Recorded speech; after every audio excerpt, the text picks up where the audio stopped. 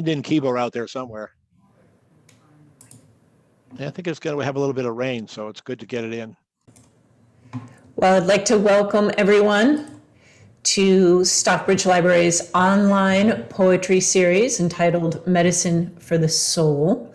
We started this program in April of 2020 when we were all in home quarantine and searching for ways to connect and searching for medicine for the soul. And we thought, John Gillespie and I, whose idea this was for this program, who is the president of our board, thought we would go for the month of April of 2020. And today we are in week 45 of the program. And we are very lucky to have with us today poet Dane Cervine. And I just want to tell you a little bit about Dane, and then I'll turn the program over to John and Dane. Dane's recent books include Earth is a Fickle Dancer and The Gateless Gate, Polishing the Moon Sword. And he has a new book of prose poems coming out this year, I believe, Dane, and it's called The World is God's Language, and there it is. Thank you. His previous books include Kung Fu of the Dark Father, How Therapists Dance, The Jeweled Net of Indra, and What a Father Dreams. His work has appeared in many publications, including regular appearances in The Sun, in the Hudson Review, Tri-Quarterly, Poetry Flash, Catamaran, Miramar, Rattle, Sycamore Review, and Pedestal Magazine. In addition to being a poet, Dane is a licensed marriage and family therapist in private practice and the Emeritus Chief of Children's Mental Health for the Santa Cruz County Mental Health and Substance Abuse Department. He received his BA from the University of California at Santa Cruz and an MA in Integral Counseling Psychology from the California Institute of Integral Studies. And Dane is joining us today from Santa Cruz, California, where he lives. Welcome, Dane, and I will turn the program over to you, John, and to you, Dane. Thank you for being with us. Yeah, thank you, Wendy. So Dane, before I start in, I now that I heard the Wendy intro, is poetry part of the therapy process? Is that a Well, I was going to joke that if my poems bring up any undue emotions for folks, you can always see me for therapy afterwards. I like that. You got some products that are linked together. If I stir stuff up, I can unstir it later on. Yeah, I like that. That's good. So I do get referrals from the students at University of California in their creative writing process because I'm a writer. So I do really enjoy working with students around the interface between therapeutic process and the creative process. Nice. And when I used to be the chief of children's mental health, every year we would send a report to the board of supervisors that included, besides clinical outcomes and fiscal data, it would include poems from youth in juvenile hall because we had a poetry program up there. That's a couple of the interfaces that I've really enjoyed. Great. So just the first question I have is, 2020 had so many dramatic themes: the pandemic, racial injustice, income inequality, the whole political landscapes. I don't steal the vote. I don't know. It's and it obviously continued into 2021 with the January 6th event. Have any of these themes, start to show up in your poetry or influence your poetry? That's a great question. Yeah, I'm working right now with the prose poem format as kind of a meditative exercise. And what's emerged during the pandemic and this time of just such social justice issues are two different prose poem manuscripts. So these themes are working their way in. One of them is actually entitled Democracy, and it's a reflection based on myth and psychology and historical occurrences in cross-cultural ways of what this whole notion of being a democracy might be. The other one is more scientific based, called The Children of Obscura, which is a kind of a meditation from a psychology perspective on the biology of being human and being an animal and being sentient, and what is violence about, what is connection and love about. Nice. So I think those are two examples of ways Very Strange Year is beginning to show up in my poetry. Great. No, that's fantastic. So how does, and we've obviously heard many different versions of this, how does what triggers starting a poem for you? Is it a conversation? Is it other reading? Is it, we're always interested, how do things begin? Yeah. Well, it's really changed over the years. When I raised two young children, and my wife worked at the university, so we were two-kid family, and that's when I began writing poetry, not because I had a lot of time, but because I felt this necessity, this compression that would bring me to my little window in the front of the house on the weekends to write. And that, my very first book that I put together and published many years ago is What a Father Dreams. So that process came organically out of the wonder and contrariness of being a father and raising children. Move forward several decades, and now I'm retired. I do a small private practice, but this room that you see is kind of my study in the back of the house and looks out on a garden. And I now have a lot more time, less compression needs.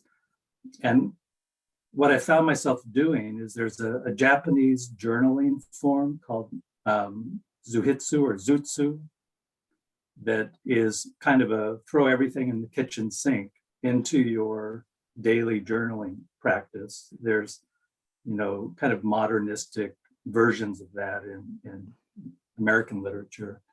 And I just write every morning. And then later, because I'm not worrying about creating poetry too much, I'll go back and I'll pull out of the journaling process things that become poems. So it used to be very little time, lots of compression, and now it's a more generous time environment that I work into a meditative process. Great. No, that's very good. So how do you know, or do you know, when a poem is finished? I used to think they were all kind of done. I wasn't always interested in going back and trying to update older poems. And now particularly when they're published in a book, I'll be at a reading or going back through them, and it's like, oh man, it's not quite done, is it? So I'll sometimes substitute in the oral part of a reading, a little bit of editing here or there. Now in my writing process, I do like that experience of just in a fairly unedited kind of way, doing some free writes, shaping the poems, putting them away, and coming back to them after a month brings a clarity that I don't have when I'm in the moment. The other thing I can highly recommend is I'm part of the Emerald Street Writers group in Santa Cruz. We've been meeting every other week for over 20 years and having 8 to 12 different voices and ears, listening to your poems, offering critique. We're gentle with each other, but clear about feedback. And I just find that is a really good process about editing and fashioning the poems over time. Great. So please, share some of your reading, your poems with us. Well, thank you. I am really excited about, this is my brand new, hot off the press book of prose poems. Often, and I'll share a couple of different examples with you. I've got lined poems and some other specialty poems, but this is a collection of my prose poems. And by that, I mean these tiny little paragraphs of kind of a meditative reverie around a particular theme. And I want to just from the preface, so you get a sense of what this is about. The title of the poem, it's not a religious book. It comes from the Simone Weil, the French philosopher, mystic, and political activist who coined the phrase, "The world is God's language." And in both a political, philosophical, and mystic way, she used to say, attention itself is prayer. And I am a Zen practitioner and interested in the poetry and culture and practice of Buddhism. And there's this old teacher named Kukai, Ukai, who taught that the world is made up of a pictorial alphabet of image letters, or monji, spelling out the universe body to any who would read it. And poetry is one way of reading this world. So that's just a little framing of the poems you'll hear. It's the book is split into some personal histories and some a lot of travel poems and commentary on culture and history. I'll give you an example. The first poem, the title poem, "The World is God's Language," is set in Bali when we were visiting with a couple different families, and a conversation I had with our guide. Andi tells us how the best coffee in Bali comes from beans eaten by a fox, passed through undigested, roasted, sold at exorbitant prices. That the whole banana tree is used for food, baskets, prayers. Everything in Bali has both use and spirit, even the careening motor scooters. At the curb, adorned with bamboo prayer baskets, filled with red hibiscus petals. So you see, these are just little moments that one pays attention to in one's life. It goes way back. I'm a therapist too, so you'll see a little bit of a early Freudian influence, you might say. The first example of this, the first poem in the book, is entitled "Breast." It was in some obscure motel room, cheap, and I was young, but there it was, luminous orb falling from my mother's bra as she changed clothes in close quarters. I had no memory of infant days, swell of milk, suckle of nipple, no glimpse of the days yet to come. All I knew in one moment was how it begins, the shape of loss, its sweet curve. I headed off. I grew up in a tiny little town, Atwater, 8,000 people, no movie theater, in the middle of the great San Joaquin Valley before I escaped to Santa Cruz, where I went to the university and live now.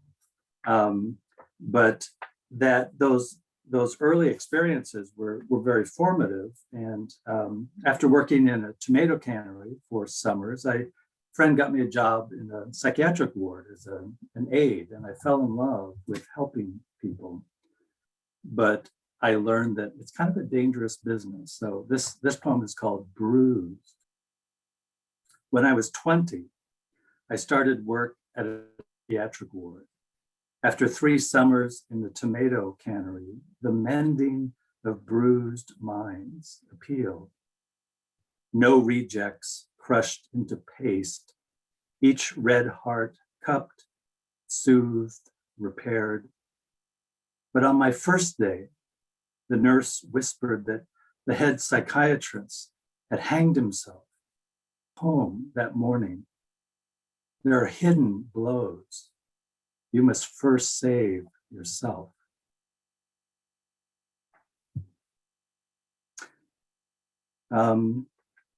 Another story, John said he kind of liked stories. The background for this next poem about my mother is, as I grew up, went to college, my family moved out of that tiny little town up near Yosemite in the mountains.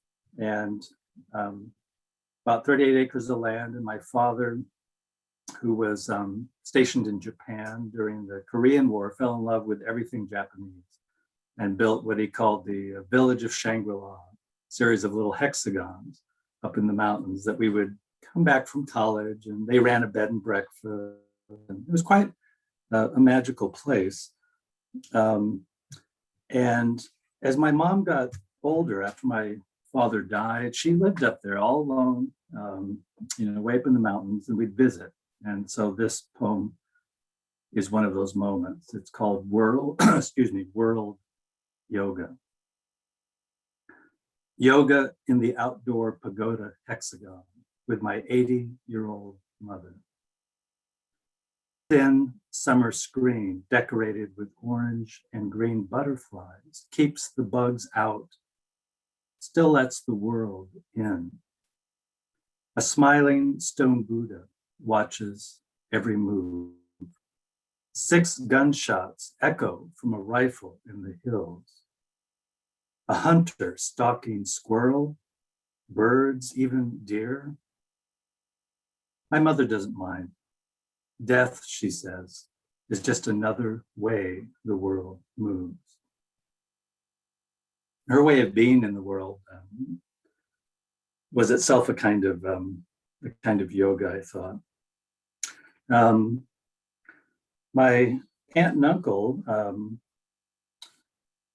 Dave and Suzanne, owned the other half of the property after they retired from the university in Long Beach, and he became ill, and he had this amazing conversation with his family. This poem is called Practicing. I'm practicing dying, he said to his daughter in his last days. I slowly stop breathing to see what it's like, then let go. His words almost eager. I think I can do this. The way a young boy steadies himself on the cliff bank over a river, gnarled rope in hand, leaps. Give you an example of here's another Bali poem called Strange Beauty. Felt like I learned a lot about being immersed in nature, so much there. It's called Strange Beauty. Our Bali guide brushes his hand over the bark of the jackfruit tree, shows us knife marks children have made. They collect the sap that oozes from the wound on long, thin branches and stalk dragonflies. After, they run laughing to mothers with their delicious prisoners, roast them over coals, pop crackling dragons into open mouths. It is a lush world, each wound a strange beauty. There was a marvelous anthology of eco-poetics that came out of the University of Georgia a couple of years ago called Ghost Fishing. And I had a couple of poems included there. I'll give you an example of one. The Parable of St. Matthew Island.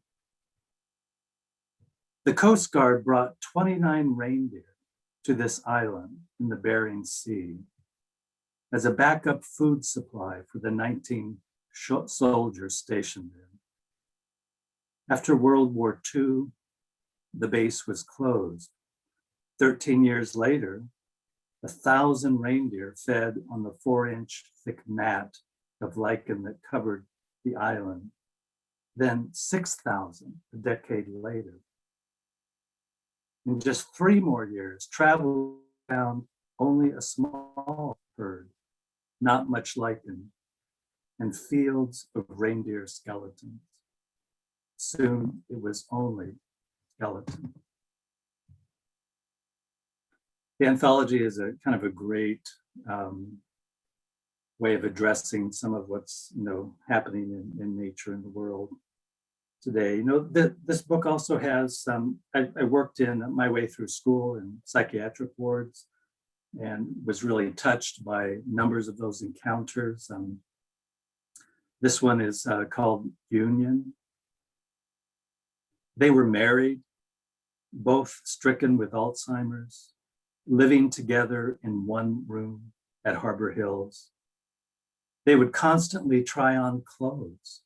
He a skirt, she his shirt. Often his pants would end up on her arms. Her shoes fit snugly over both his hands. What tragic grace at the end of life together, so determined to fit each inside the other. I'll read one more from this collection. There's poems from Kyoto, Japan, from odd historical moments, but there's this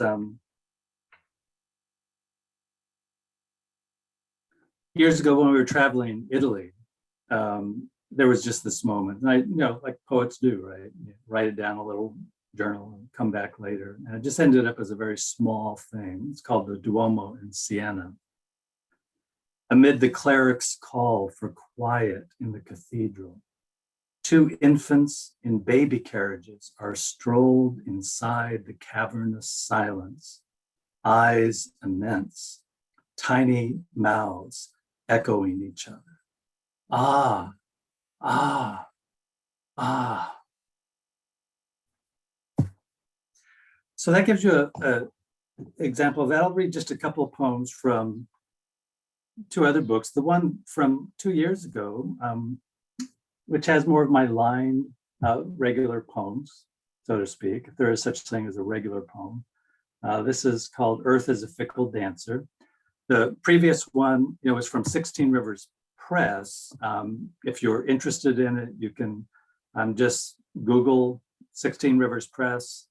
It's a Northern California collective. You'll find my information and name there. You can order the book. It's just out.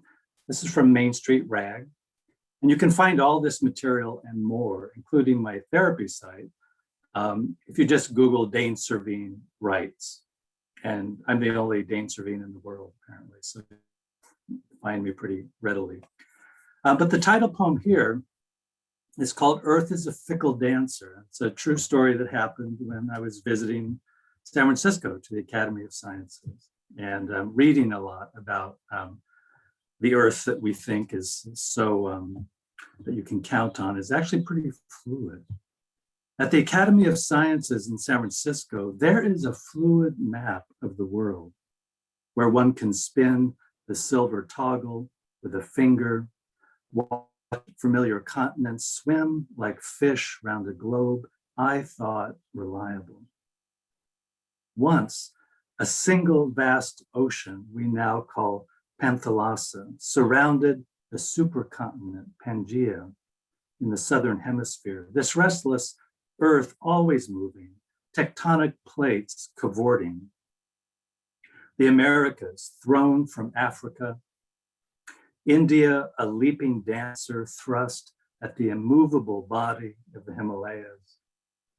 The shifting floor between California and the Appalachians flooded with new seas. Inch the dial 1 million years, not much changes. A new isthmus here, a new mountain there.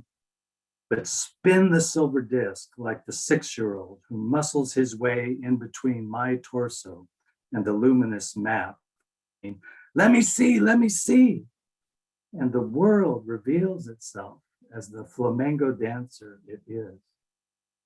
The hem of her dress bunched in hand like the Alps. Toe of her boot spinning, my leaden feet nimble. Oceans flooding into the breach of Gibraltar with one blink of her Mediterranean eyes. And I'll give you since you're looking at my study, this poem is about when my son came back from Boston College. He spent 1 year there. He's quite the spoken word poet, and now does a lot of art and literary work in Santa Cruz, but he lived in this room for a while when he came back. Of course, it looked a little different, but we both habitated here, and having a father-son poetry thing going on was quite unique. So I wrote this about him. It's called The Summer After His First Year at College. When my son and I share a writing studio for the summer, we live for a moment inside each other. His Allen Ginsberg and William S. Burroughs' round lapel pins stuck like eyeballs inside my Greek Poseidon bust, which is right back there. The bullet shell, his, lying docile in my cupped ceramic hands. He's filled with incense and matchsticks, their blackened, spent heads.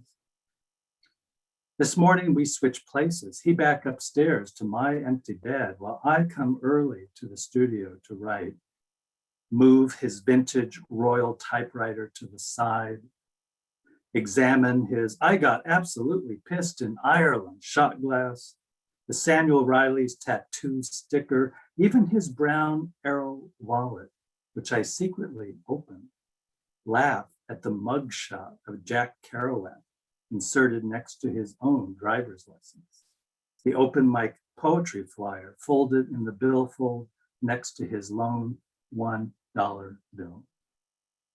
He's promised to follow Kerouac only so far down the Tark typewriter keys, the young midnight epiphanies, but not like Jack to early death. My son eyes me when he returns late morning, glances at the photo on the desk of grandfather's white beard similar to mine, fingers his own black silky stubble, inserts a blank page into his old Royal, hammers a hurricane. And I'll finish with a couple of quick ones from, this is a very unique book, The Gateless Gate, Polishing the Moon Sword. This one was published by Saddle Road Press in Hawaii. It was a call for a cross-genre work. And the first part are a series of, I don't know if you can see it, of actual old Japanese and Chinese koans, Zen koans. They're like these little spiritual riddles. And the teacher I was studying with said, well, we're in America now and you're a poet. Why don't you write a poem in response to each of these koans? And I thought that was pretty outrageous, but I did it in kind of an interesting, artistic meets meditative life way. And then somebody decided to publish the book.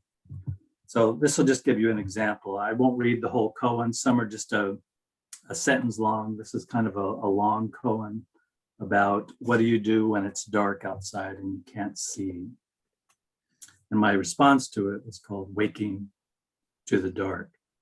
This came out in the Catamaran Literary Reader, which is a marvelous journal. If you haven't run across it, you can look it up online, of art and fiction and poetry that comes from the Tannery Arts Center here in Santa Cruz. Waking to the Dark. It is dark outside, he said. Then blow out the candle, she replied. It was the same each anniversary, their banter, a way of loving. His words like fangs or swords, long since quieted. Her words like a sharp stick to the head, no longer drawing blood.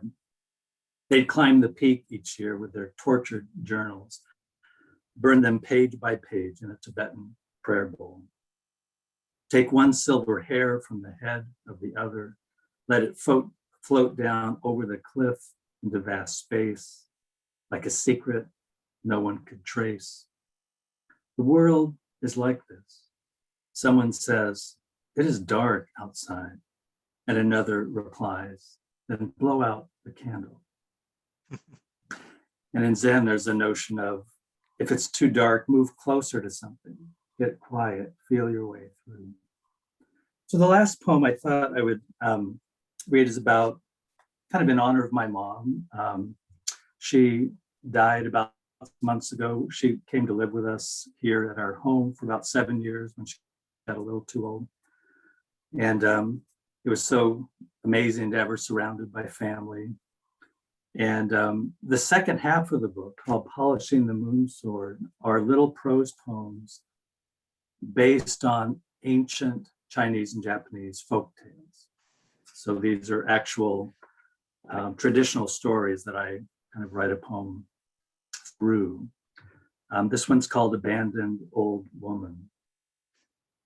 Her son's broad back is strong as it carries her frail body up the mountain. The poorest families do this. She bears no ill will for her eldest, wonders only who will carry him up this same mountain when his bones clatter like a broken rattle. The bent pine near the crest is what she motions her stoic son to lay her against, to see the moon rise one last night or two over the village she bore him in. No regret, this death. Gnarled trunk of pine and woman, this pale moon rising. So I think I'll end there. Poem to my mom, and thank you very much for listening, and it was good to spend time together. No, fantastic, fantastic. And I wanted to hear more about the father-son. Yeah, how did you share the same space? Feel like there was a lot of creative energy in there. Maybe you couldn't get into the room if the. Yeah. Well, luckily we were on different time scales. He would sleep in, but he didn't mind moving, so he'd just go upstairs to our bed, and I'd come down. Yeah. Take over the studio while he was like, I'm sleeping. I don't want to be doing this. So it was a very fun thing. And he went on to, we have the McPherson Art Museum here. My son hosted for several years a marvelous Monday night event called the Word Church, which was a very kind of spoken word poetry night held in the art. And I'd go there and try and keep up with those young people. It was astonishing. Fantastic, fantastic. Did you say he went to Boston College? Well, he only went 1 year, and we tried to talk him into staying in college, and he said nope. He right before the summer before he left for college, he fell in love with our local spoken word slam poetry scene. And he was going to study theater arts back there, but he said, no, this is what I want to do. And so he's now finally making his way back to college, but he spent the intervening years doing political activism, spoken word poetry, very active. So it's been fun to see him try out his chops, and he's a lot more versatile with, YouTube and kind of the visual, auditory arts. He put a whole album together portraying whiteness, kind of a commentary about being white and male in this modern culture. So he's quite the soul. Well, I grew up 2 streets away from Boston College and Oh, went there for my MBA. So that always has a special place for me in my early, I guess, double-digit and years. So that's so good to hear. And I do have to correct myself. I misspoke. He went to Boston, but he went to Emerson College. we went to, oh boy, Wendy, we got to erase that audio I know. part about Boston College. Emerson's a good place too. No, the Boston's a lot of great places to immerse yourself in learning about life. So that's great. That's great. Wendy, I'm dominating all the questions here. Does anybody else have any questions? I don't know. I mean, I certainly welcome our audience to unmute or turn on their cameras. And if you have any questions or comments or words of gratitude for our poet, Dane, that was really, it was a really powerful and meaningful reading, and I really appreciate you sharing your work with us today. It's really nice being able to have the encouragement to read your poems and set some context for your own life, your practice, and where the poems sit in your life. So Appreciate it. Well, I did have a question because I heard, you talking about, working on two prose poetry books or prose poems. And I'm just wondering, was there, you talked about it being somewhat meditative. Is there some different feeling or outcome for you for doing the prose versus was the other poetry losing some of its zest? I'm just trying to understand how the migration Yeah. occurred. Well, I think I discovered at some point that I was not going to be one of those who landed on a particular form and voice and just did it really well. There's plenty of amazing people who do that locally. As an example, I mean, Ellen Bass, who lives down the street from me, is a Copper Canyon Press poet and one of our chancellors of the Academy of American Poetry, and Dorianne Laux, Joe Millar, people I've studied with, just hone a particular voice. I've found also, though, that I really liked Joseph Stroud, another Copper Canyon Press, and W.S. Merwin spoke highly of his work.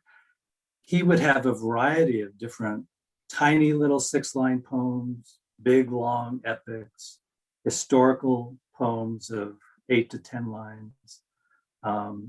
Lola Haskins, who I've studied with, said she would often lose an audience with every book because she changed her medium and her, her way of writing. So I think I've discovered that the prose poem for me, and I kind of, my mentor in that is Gary Young. He's at the University of California, Santa Cruz here, and a printmaker, following in the steps of William Everson, the great California poet and printmaker and former Catholic monk. But Gary had been to Japan and back, and I learned that voice from him. And he talked about the long line of the prose poem without the enjambment inherent in some of the way that lined poetry moves you in a certain way. The prose poem has a certain spaciousness, he felt, and without having to rile up a point, you're always like haiku. It's more like a Western style haiku, haibun, travel poetry merged into one, where you're looking for a certain quietude and then an entry or a door into some space or moment. With my lined work, particularly with my son's influence, with the spoken word, I find sometimes my lined work just tends to be a little more energetic, and I'm, playing with language in a little different way than with the prose poem. So that's how it's kind of, shown up for me. Nice. Yeah, nice to be open to change your styles. Yeah, I like that. You lose part of your readership with every book as you change the medium. That's. I thought she was very brave, in stating that, and No, that's great. she's got an amazing book that came out a year or so ago with University of Pittsburgh Press called, I think it's called Asylum. Talk about a change of form, where she bases work on the script of a person who is in an asylum in old Europe, and writes evocatively about their life. So I'm always learning from my mentors about how to expand your capacity in voice and subject matter. No, fantastic, fantastic. Anybody else have any questions or comments? No, it's always, as I said, this is my battery's almost full from being charged into the poetry wall. So I only have a certain amount that I can absorb before I start shedding electricity. So no, very nice today. Thank you. So I do want to say I'm really appreciating, like we were talking before the reading, that through the internet now we can kind of spend more leisurely time with our poets and following up in certain ways. So if you're at all interested, just Google Dane Cervine Writes. You'll find my website. Google 16 Rivers Press, and you'll find all these amazing poets in Northern California. And you can buy books. I'm always more than happy to send autographed copies to people personally if they'd like to just email and begin a dialogue that way. Great. And you'll find my email on the website. It's just my name, BaneCervine @cruisio.com. Right, great. I will go look at that after the show today. Very good. Well, thank you all for joining us. Dane, thank you for sharing your work with us and reading for us. Much appreciated. I wish you all a good week, and we'll be back next week with more poetry. Have a good afternoon. Thank you for doing this. This is the best hour of the week. So glad to hear it. Great. Very good. Thank you, John. Love you very Yeah, much. yeah. Our Dane, thanks pleasure. again. Very nice. All right. Good All right, night. take care. Goodbye, everyone. Bye.